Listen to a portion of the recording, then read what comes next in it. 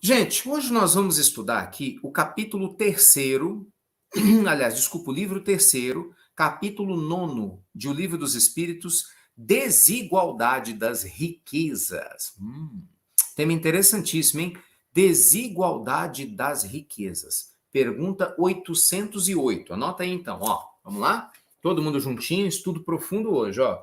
Livro dos Espíritos, Desigualdade das Riquezas, ó.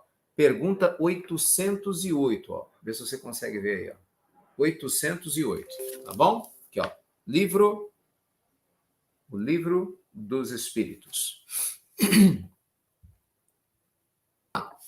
Desigualdade das riquezas. Obrigado, Dani. Dani sempre nos ajudando aqui no registro.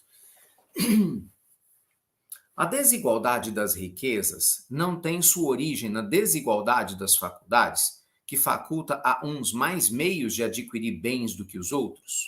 Olha a pergunta, hein?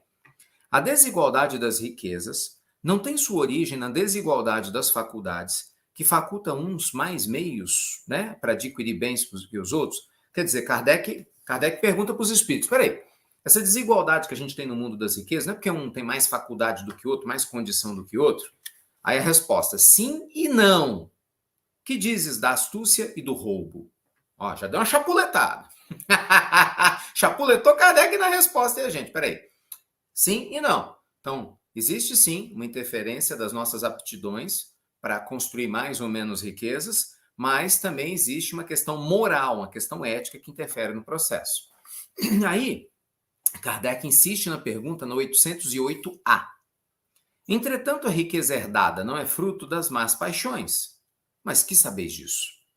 Busque a fonte de tal riqueza e verás que nem sempre ela é pura.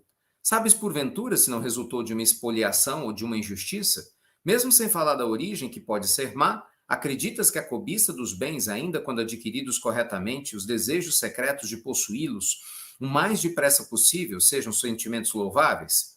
É isso que Deus julga, e eu te asseguro que o seu juízo é mais severo do que o juízo dos homens. Ai. Olha só, o que a espiritualidade está dizendo?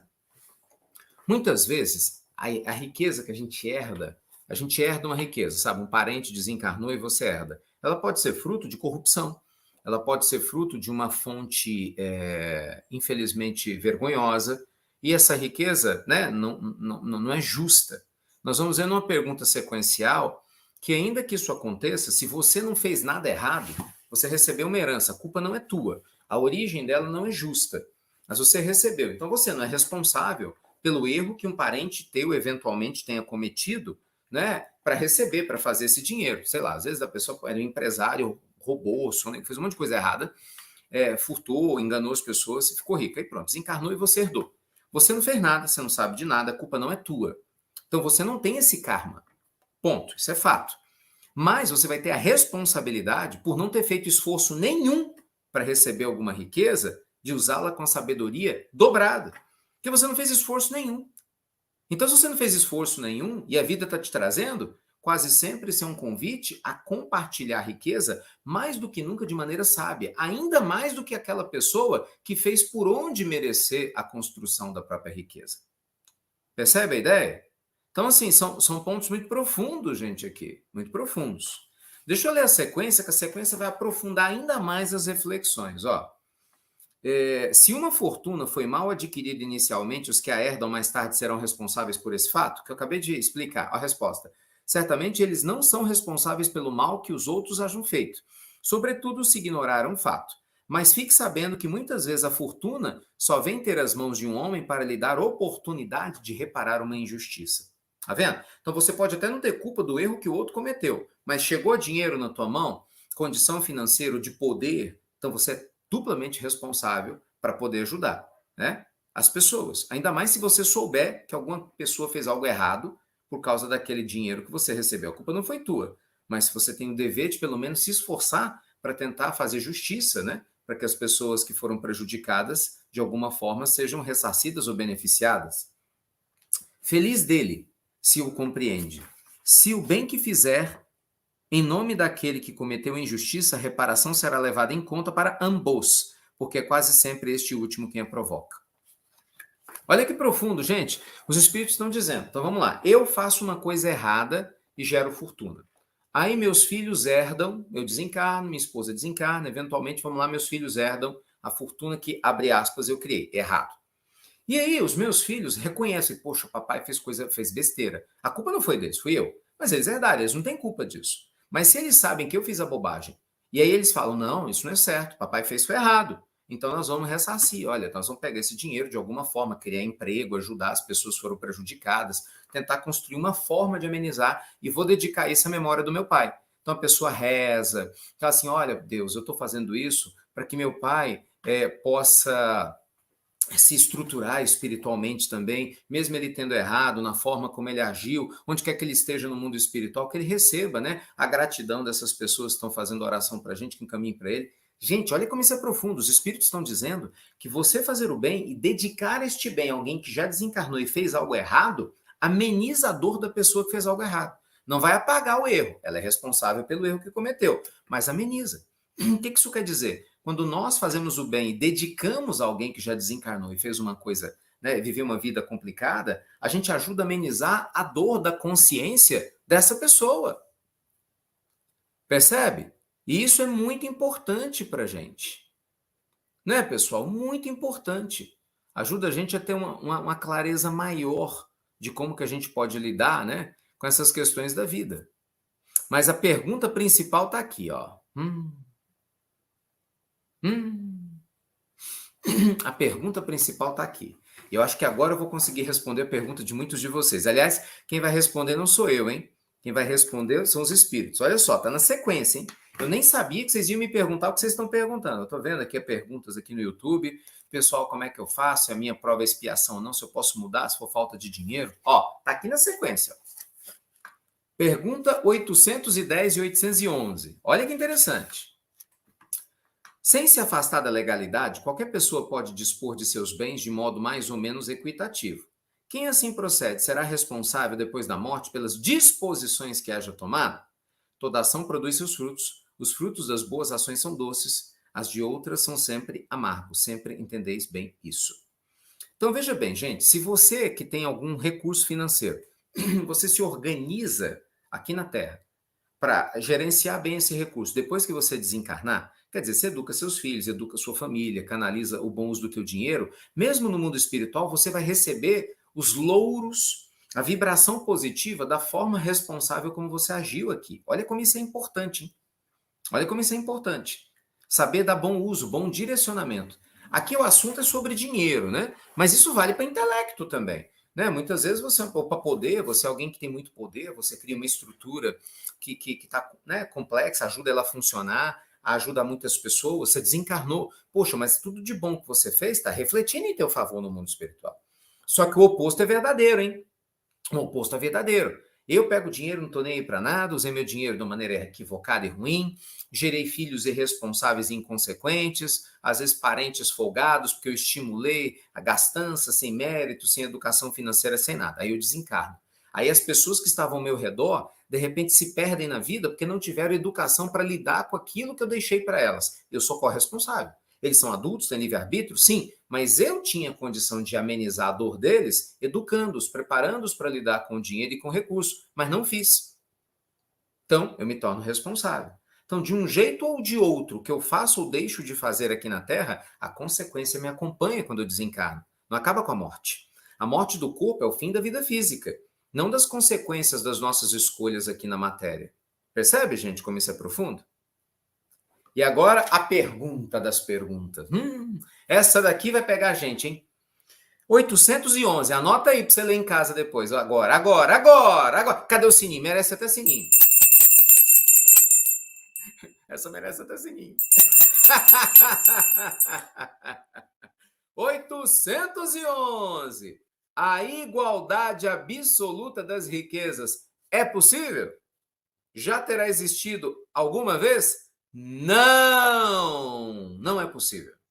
A diversidade das faculdades e dos caracteres se opõe a isso. Já vamos explicar. 811A. No entanto, há homens que creem ser esse o remédio aos males da sociedade. O que pensais a respeito? São sistemáticos ou ambiciosos e invejosos. Não compreendem que a igualdade com que sonham logo seria desfeita pela força das coisas. Combatei o egoísmo, que é a vossa chaga social, e não corrais atrás de quimeras. Se a igualdade das riquezas não é possível, sucederá o mesmo com o bem-estar? Não, mas o bem-estar é relativo a todos poderiam desfrutá-lo, e se entendessem convenientemente. O verdadeiro bem-estar consiste em cada um empregar o seu tempo naquilo que lhe seja agradável e não na execução de trabalhos pelos quais não sinta nenhum prazer. Como cada um tem aptidões diferentes, nenhum trabalho útil ficaria por fazer. Em tudo existe o equilíbrio, o homem é quem o perturba. Gente, essa sequência é de uma profundidade, cara, de uma profundidade enorme. Vamos lá, vamos lá. Se você não entendeu o que eu estou falando aqui, às vezes eu estou falando rápido, volta depois na gravação. Entendeu? Eu pego o livro dos Espíritos em casa, você vai estudar devagarzinho, porque ela é muito importante, meus amigos. Porque ela tira da gente algumas dúvidas básicas. É possível ter igualdade das riquezas no mundo como o nosso? Não. Não se iluda. Quando se fala que nós estamos evoluindo para um mundo de provas e expiações, isso não significa dizer que todo mundo vai ter tudo igual. Isso não existe. Porque existe um negócio chamado lei do mérito. Vou te dar um exemplo. No mundo de provas e expiações, no mundo regenerador, perdão. É porque a gente está evoluindo para o mundo de regeneração, que isso quer dizer que isso é tudo igual. Não. Então vamos pensar o seguinte: na hora que nós entrarmos no mundo de regeneração, eu, você, a gente vai ser, vamos pensar assim, 10 níveis, só para ilustrar, tá? Vamos imaginar que no mundo de regeneração você tenha 10 níveis de espíritos bons. Já não pensa no mal e tal, 10 níveis. Com certeza eu vou entrar no nível mais básico, o 10º. Entendeu? E você também. Nós estamos na Terra aqui, capengando, para sair daqui. Na hora que a gente entrar no mundo de regeneração, seja um outro planeta aqui na Terra, no mundo de regeneração você tem outra vibe, com outro grupo de espíritos.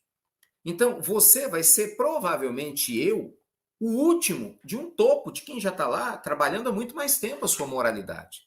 Então, existem gradações. Presta atenção nisso, gradações. Não tem como ser igual. Por quê? Porque é injusto. Aquele que produz mais, que tem mais consciência, que faz mais, automaticamente ele tem mais mérito. Então, a desigualdade não é pela desigualdade, pelo egoísmo no mundo superior. A gente nem chama de desigualdade, é uma questão de meritocracia. Você amou mais, você se dedicou mais, você tem mais mérito. Entendeu?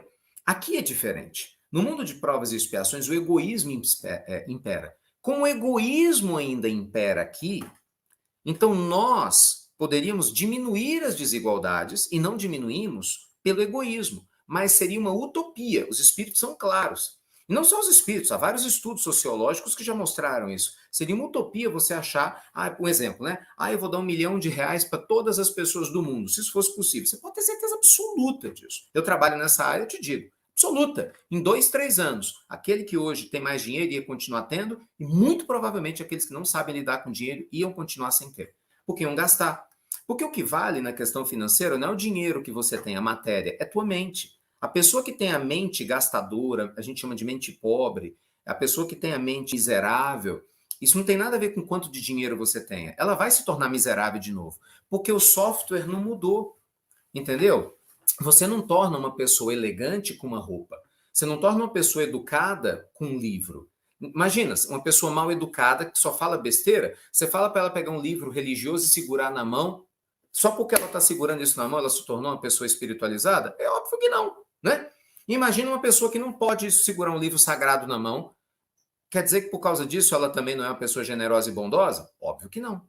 Então, veja você que não é a matéria, mais ou menos matéria, que determina o teu nível evolutivo. Não, não. É cada um de nós entender o nosso papel. Por isso que eu li as duas perguntas, presta atenção. Eu li a pergunta 811, 811A e 812. Essas três, elas são sequenciais, tá? Na 811 e 811A, Kardec questiona sobre a igualdade absoluta. Então a resposta não tem como ter a igualdade absoluta. Aí ele pergunta, mas e bem-estar? Olha como ele é sábio, gente, como Kardec era profundo. Né? Ele vai, já naquela época, né? Onde ele vai e pergunta, mas peraí, mas nem o bem-estar é possível? Ele, opa, não, bem-estar é. Porque bem-estar não depende de fortuna. O bem-estar depende de você encontrar o seu lugar no mundo. Olha que coisa mais linda. O bem-estar depende de você encontrar o seu lugar no mundo. Se você encontra o seu lugar no mundo, você vai ser feliz. Agora, é óbvio, se é um mundo justo e equilibrado, eu posso encontrar o meu lugar no mundo numa profissão que eu ganhe relativamente pouco. Mas o pouco vai me dar uma vida digna. Eu vou conseguir pagar meu aluguel, ter minha casa, pagar minhas contas. É um pouco diferente, por exemplo, de uma outra pessoa que pode ganhar 10 vezes mais do que eu. Mas no mundo justo, aquele que ganha menos tem tudo do básico, entendeu? Então, a gente tem que entender que a gente não vai criar um mundo justo fazendo com que todo mundo tenha a mesma quantidade de dinheiro. Isso é uma estupidez sem tamanho. Desculpa a honestidade da fala, mas é verdade, né? Não tem nada que comprove isso. Pelo contrário, as falas são opostas. Nada. Todas as experiências, inclusive, que já se tentou fazer sobre isso, só gerou morte, muita morte, diga-se de passagem, né? Os países que tentaram impor esse tipo de condição, as revoluções gigantescas geraram milhões e milhões e milhões e milhões de mortes. Estudem história. Marxismo para cá. Isso é perigosíssimo, da forma como é propagada, né, a revolução proletária violenta, porque todo mundo vai ter igual. Isso não existe, isso não existe. Então é questão de política, questão de lógica. O que existe de uma maneira sensata é melhorar os corações humanos. Isso sim, potencializar os corações humanos em moralidade. Porque aí aquele que tem um pouco mais deseja, se preocupa em compartilhar melhor. E aí muda, entendeu? Porque cada um sempre vai colher o que planta. Então, gente, entenda o seguinte: você quer melhorar a sua situação financeira, você quer melhorar a situação material, você tem que se trabalhar. A diferença das faculdades faz diferença sim, tá aqui, ó, acabei de ler. No Evangelho segundo o Espiritismo, no capítulo 16, o capítulo 16 todo, é para explicar isso. Estou dando a sugestão para vocês que querem se aprofundar. A gente não pode, sabe, criar uma ideia de que a gente vai impor uma revolução, por violência. Isso é um absurdo, uma insensatez sem tamanho. Não é nada disso. Né? A humanidade vai se tornar um lugar mais justo, não é quando todo mundo morar no mesmo tipo de casa, tiver o mesmo tipo de carro, entendeu? Tiver a mesma coisa. Não. A humanidade vai ser um lugar mais justo na hora que cada um receber o mínimo para ter uma vida digna e for respeitado naquilo que faz. E houver o quê? Um nível de fraternidade universal, em que ninguém olhe para ninguém de cima para baixo. Isso que acontece no mundo de regeneração. No mundo de regeneração, você tem méritos diferentes, mas o nível de valor que se dá a esse mérito não é no campo da vaidade, entende? Cada um valoriza o processo em que se encontra. Então, assim, isso aqui é muito profundo. Isso aqui é muito profundo. Isso aqui é muito profundo. As pessoas questionam muito a história do consumo. Gente, o problema não é o consumo. O problema é você que consome errado. Entendeu? É que nem religião. Muita gente questiona a religião. Ah, a religião é um ópio do povo, né? Não, o problema não é a religião. É o religioso que não lida bem com a religião. Porque o religioso que lida bem com a sua religião, a religião é uma benção. A pessoa sábia, que sabe trabalhar bem com a questão financeira, isso é uma benção, entendeu? Então, ponto. Vamos passar para outra ponta que é para ninguém ficar com dúvida, que eu já vi pergunta muito boa aqui. Ué, Ricardo, isso quer dizer que a gente tem que ter desigualdade financeira? Não, isso quer dizer que eu e você, se quisermos melhorar a nossa vida financeira, não basta ficar de braço cruzado rezando Pai Nosso, Ave Maria e Santo Anjo. A gente tem que estudar, a gente tem que pensar em como nós podemos agregar valor ao mundo, a gente tem que pensar em como a gente pode sair da zona de conforto, a gente tem que pensar em como a gente pode fazer coisas diferentes daquelas que a gente tem feito. E é aqui que muita gente não quer mudar. Gente, vamos ser sinceros. Do mesmo jeito que você tem pessoas que têm muito dinheiro e são arrogantes, não é? Não tem muita gente arrogante? Tem. Muita gente arrogante, estúpida, convencida? Tem muita gente que tem pouco dinheiro que é preguiçosa pra caramba. Você tem pessoas problemáticas nos dois extremos. E você tem o meio campo aqui, o meio termo, que está tentando se iluminar. Então, o problema não é ter mais ou menos dinheiro. É como nós estamos lidando com a nossa vida. Sabe, a gente está se esforçando para poder fazer a nossa parte? Pergunta número 1. 2, esse esforço é um esforço inteligente, porque às vezes não é inteligente. 3, quando você tem um recurso financeiro, você utiliza com sabedoria? Porque muita gente não utiliza. Não utiliza. Por isso que eu te falo, olha, a gente estuda isso aqui sempre, né? Veja, por que lá no nosso coach financeiro, o tempo todo a gente trabalha meditação, inteligência emocional? É o único curso que eu conheço de finanças, eu ensino mercado de ações, mercado imobiliário, ensino o povo a fazer dinheiro, mas antes de mais nada, você tem que ser um ser humano bom primeiro. Porque não tem como você ter mais sem se perder, sem ser mais. Entende? Você tem que ser mais primeiro. É isso aqui, ó.